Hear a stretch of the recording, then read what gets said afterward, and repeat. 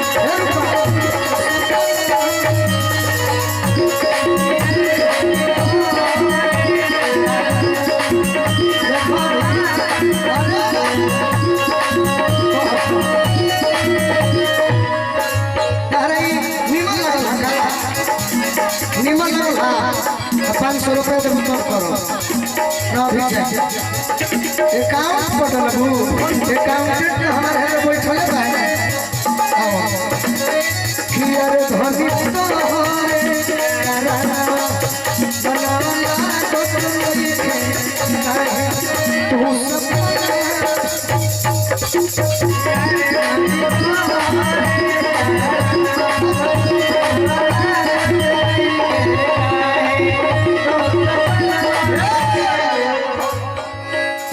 रूपा जो बोलना मिलबू सुटी चाहे जागिले नाम तोहरे के काजने सुन गई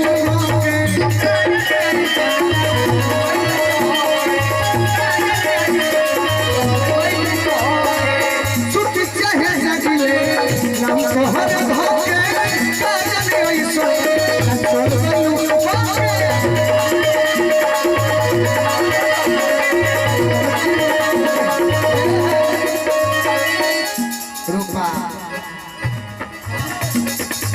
दिल में करारा तोहरे इंतजार दिल में करारा तोहरे इंतजार ये प्यार खबर लेके अरे होई तू जानो गइलू हो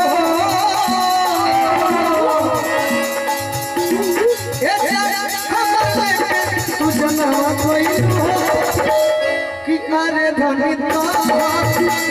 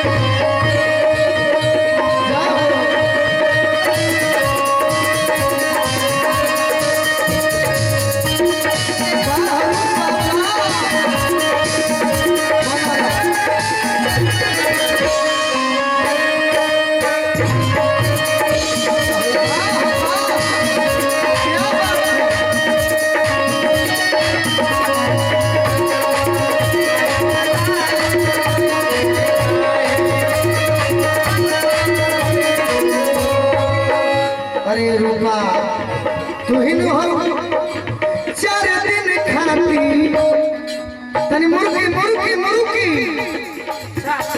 मुर्गी ना भाई भाई तनी माने हाय हाय हाय 4 दिन खाती सही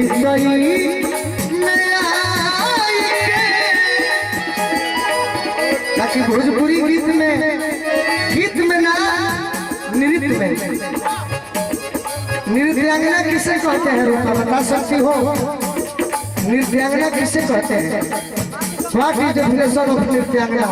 नृत्यांगना की परिभाषा क्या है जानती हो? बहुत नॉर्मल, मंच के आंगना में जो नृत्य करे उसे ही नृत्यांगना कहते हैं। बाकी मुर्गी देखा है 4 दिन खाती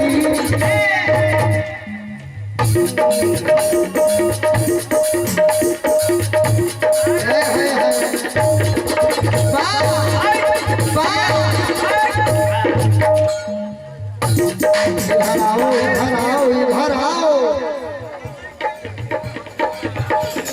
बनो जाओ कहाँ रहू तनीर को मुड़ के देखा जाओ रूपा तो भाई टॉपे ना निकल टाप निकल गई टाप यूपी के शहर टाप निकल गई।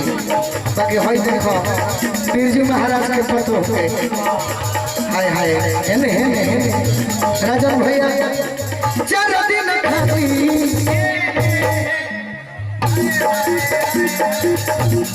इहो भाई इहो कम नहीं है सब ट्रेनिंग ले ले भाई। अरे वार्ड के चुनाव लड़े में कौन अच्छा तोहरे दोनों भैया जल्दी है सब 20 को वोट डाले 4 दिन खाती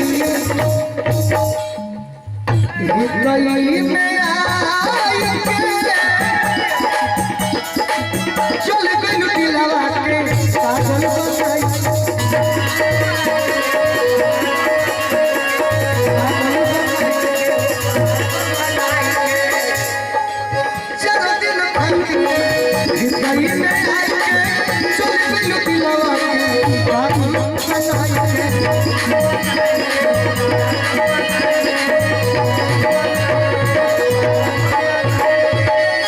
देखिए हमारे बिल्कुल भाई नौजवान युवा आज के डेट में अभी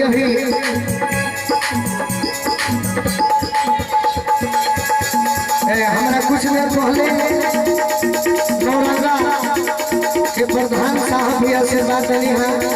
हम प्रधान साहब के प्रणाम करो एक बाद 4 दिन खाती हितई में आई के चल गइलू दिलवा के पागल बना के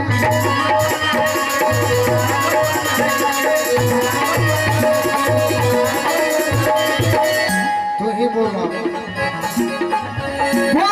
कोरी जी की मरी बोलो के कोरी जी की मरी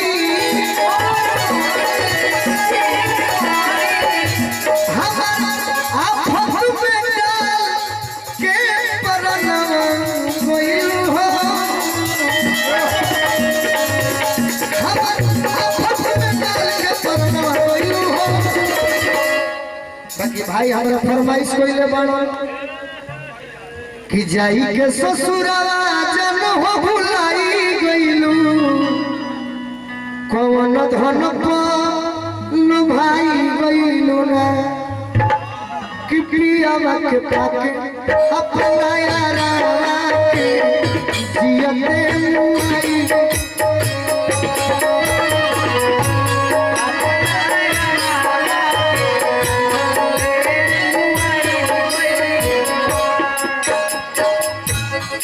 काश तू चांद होती और मैं सितारा होता।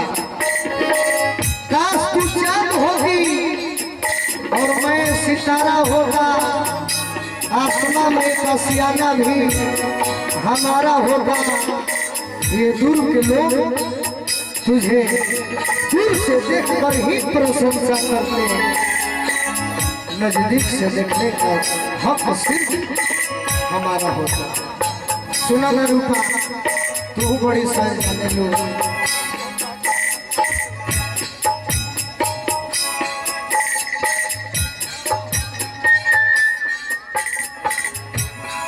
गोलू जी,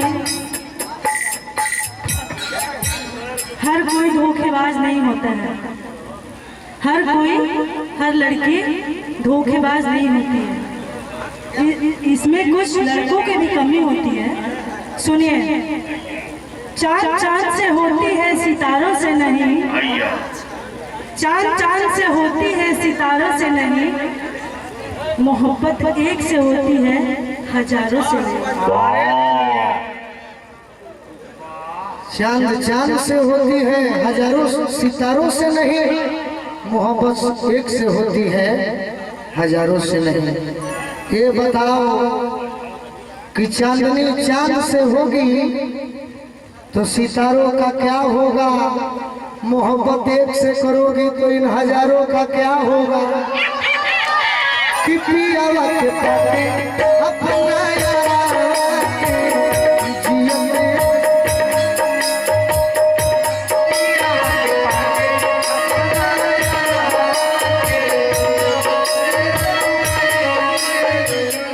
जीवन में दोस्त हम के करा के दे अपनों ने लूटा है, अपनों ने लूटा है, मैं गैरों को क्या बोलूं। ये